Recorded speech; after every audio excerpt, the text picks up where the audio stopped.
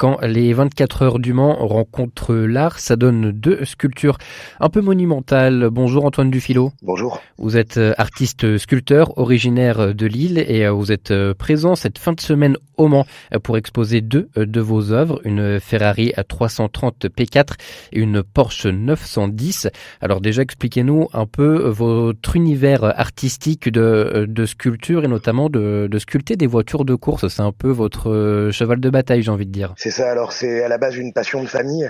Mon père et mon grand-oncle Jacques étaient passionnés de voitures et donc ça a commencé avec une sculpture que j'ai réalisée pour mon père. Pour ses 60 ans, je lui ai réalisé sa voiture de course parce qu'il a une Bugatti 35 à compresseur. Et donc ça a commencé par ça. C'était d'abord un hobby parce que moi j'étais architecte du bâtiment. Et puis je me suis constitué une petite collection et finalement j'ai rencontré un galeriste de Paris avec lequel je travaille depuis 2013 parmi les 40 galeries avec lesquelles on travaille maintenant. Et donc c'est à ce moment-là que j'ai décidé d'en faire ma profession. Et donc mon objectif c'est de réaliser des sculptures de voitures mais surtout de leur donner vie et de leur donner un mouvement, donner l'impression qu'elles bougent. Et donc c'est pour ça que je les réalise avec des plaques de métal et du vide. Et donc quand on circule autour de la sculpture, on a l'impression qu'elle est en mouvement parce que ça vous procure un effet cinétique.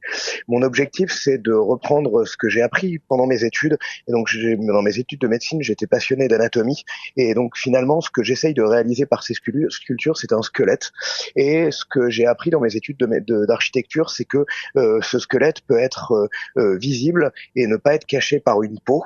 Et donc mon objectif, c'est de rendre visible cette structure, pour former un squelette qui donne une impression de mouvement par cette alternance de plein et de vide, par ces différentes plaques de métal que j'utilise. Parlez-nous, si on prend les deux œuvres qui sont ce week-end au Mans spécifiquement, racontez-nous votre travail autour de ces deux œuvres. Comment est-ce que vous les avez façonnées? Alors surtout, l'idée c'est que ça reprend le principe des art cars. Donc je travaille dans cette dynamique et c'est justement grâce à mon ami Jean Todt que j'ai pu exposer au Mans, et c'est lui qui à l'époque a aidé Hervé Poulain pour les premières art cars. Et donc c'est d'abord un clin d'œil à ça. Ensuite c'est le fait de réaliser des sculptures qui soient à taille humaine, là où d'habitude mon travail est plutôt de réaliser des petits modèles qu'on peut mettre chez soi, alors que là ce sont des sculptures à taille réelle, à la taille d'une vraie voiture et donc à taille humaine, ce qui fait que l'impression de vitesse est encore décuplée. Et donc il y a une Ferrari 330 P4 qui est tranchée dans la largeur, et donc quand on circule sur le côté de l'œuvre, on voit à travers, et donc on a vraiment une impression de mouvement.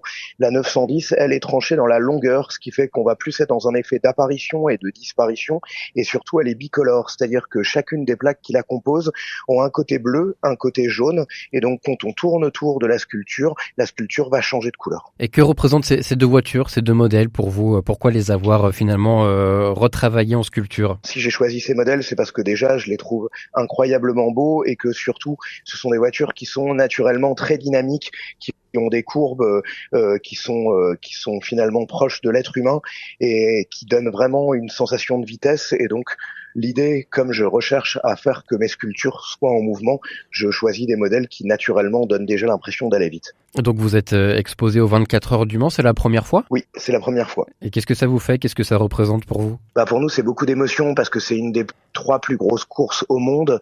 En plus, c'est une course française et donc c'est une vraie chance et on est très content, moi et mon équipe, de pouvoir exposer à un événement aussi prestigieux et surtout pour les 100 ans. Et où est-ce qu'on pourra du coup voir vos œuvres exactement? Alors, ça sera au cœur du village du Mans, juste avant l'entrée des paddocks. Donc, elles seront très bien exposées à un endroit où il y aura des signatures d'autographes par les pilotes.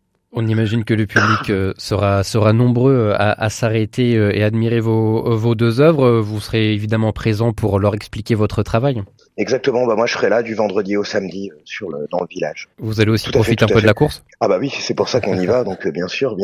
Après je vais retrouver aussi mon ami Jean-Éric Vergne qui va courir cette année, donc on va retrouver des amis et puis on va prendre du plaisir là-bas.